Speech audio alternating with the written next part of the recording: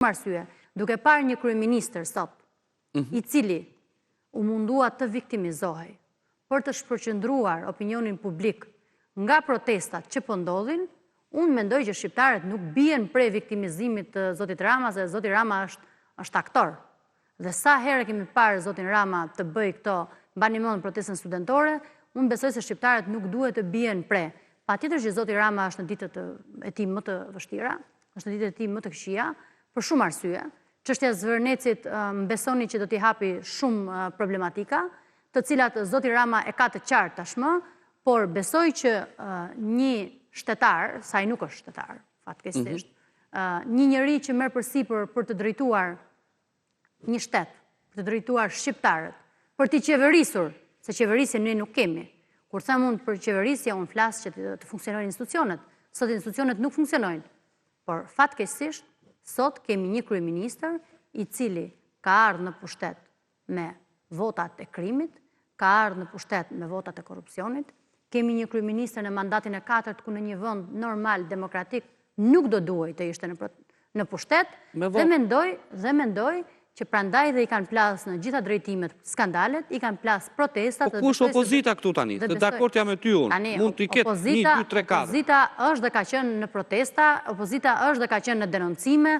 Kjo është detyra opozitës. Opozita këtë ka detyrë. Denoncimet dhe protestat. Me vota Kuçana, nuk vjet me një protest. Tani, besoj se raportin e OSBE-Odirit e keni lexuar. Dhe për kaq kosa raporti OSBE-Odirit thot Parti Shtet, unë mendoj se nuk ka nevojë për shumë koment për të parë votat apo mandatet e Edi Ramës. Nuk ka sot shqiptar që e beson që Edi Rama mund të marrë mandatin e 4, vetë pushteti të konsumon. Ai mund të marrë dhe 6 farë. Më fal.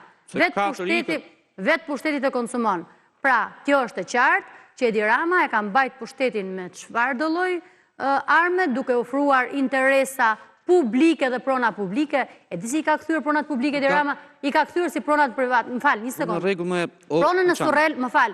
Pronën në Surrel mund t'ja japi kujt të doj, po pronën publike të shqiptarëve Edi Rama nuk mund t'ja japi kujt të doj. Pse duhet të besojnë qytetarët shqiptarë opozitës e cila lufton me njëra tjetrën në vend që të luftojnë përballë Edi Ramës? Unë refuzoj për te, unë nuk do merrem kur me opozitën as me opozitarët. Unë do merrem me Edi Ramën dhe do merrem me qeverisjen. Dhe me kesh qeverisjen.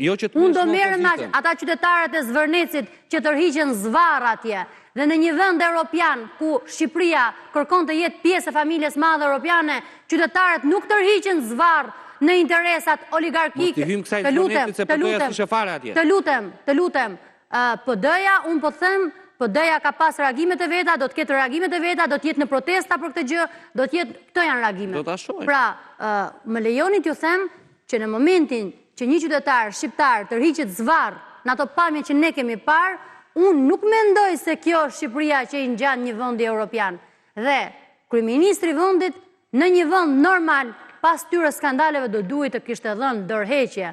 E nuk do duhej të dilte herë të bëj si viktimizimin e tij që bëri sot, herë të shkoj të bëj si qesharak përpara njerëzve dhe liderëve të Europës. E keni parë si sillet kryeministri, keni parë si burr shteti ju duket, se mua si burr shteti nuk më duket. Një kryeministër që shkon dhe bën qesharakun në çdo mbledhje ku bëhet fjalë për integrimin e Shqipërisë në Bashkimin Evropian. Po tani të lutem, po nuk e votojnë shqiptarët. Po kush e voton? Po tash të lutem, cilët shqiptarë votojnë? A fiton ai zgjedhjet? Po cili shqiptarë votojnë? Ai një Partia Demokratike zgjedhet. A ka shkuar në parlament Partia Demokratike ka një zgjedhje? Kur shqiptarët të votojnë të lirë, kur shqiptarët të ketë zgjedhje të ndershme, atëherë do ta shikojmë nëse shqiptarët do ta votojnë apo jo Edi Ramën. Unë edhe socialistët sot janë të pakënaqur me Edi Ramën, jo shqiptarët, se shqiptari i cili nuk e mbyll dot muajin, shqiptari i cili nuk merr dot ilaçet e onkologjiku, shqiptari i cili tërhiqet dhe i merret prona, shqiptari i cili po më të lutem tani, shqiptari i cili nuk ka sot shkolla, shqiptari i cili duhet të themi sot fatkeqësisht ndërtohen miliona euro tunele shemet brenda natës, unë nuk mendoj se ka shqiptar të kënaqur. Ja ta analizojmë.